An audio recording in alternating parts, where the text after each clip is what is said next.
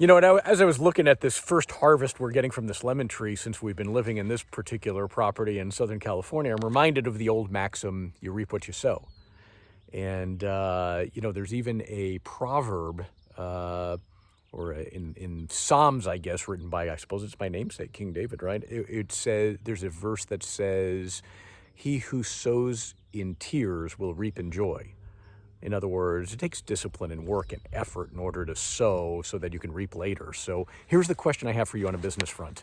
How are you sowing? Are you sowing well? Will you reap more?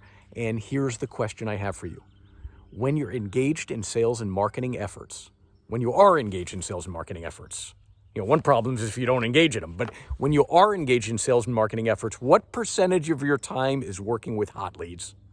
What percentage of your time is working with warm leads? What percentage of your time is invested in working with cold leads? Do you understand that if you're investing your time, 80% of your time, and let me define them for you first, ready? A hot lead would be somebody who's engaged in transaction with you now, who's in agreement or contract with you or very close to doing it, who seems imminent and somewhat urgent. You know what it means. A warm lead would be database, past client, circle of influence, friends, family, etc. Maybe it's a lead from the past that might be interested in the future, that gave you some healthy indication of interest. Maybe it's just you're cultivating relationships for when the timing is right. It's more database would be the warm leads, right?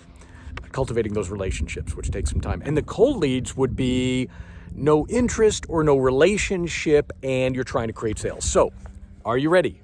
Do you understand that when you're engaged in sales and marketing efforts, if 80% of your efforts are on cold lead, you're going to get paid in kind, you're going to get paid poorly.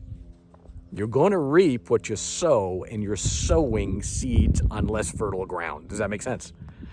So we need to be investing a greater amount of our energies and efforts in hot and warm leads, which means basically stuff in transaction and then database and social media and relationships and all that kind of stuff, right?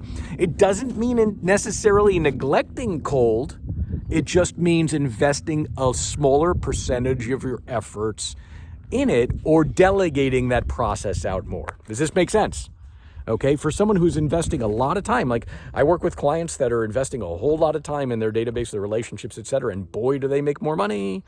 Okay, interesting how this works. So my question for you today is, how is your time allocated? Are you going to reap more from what you sow?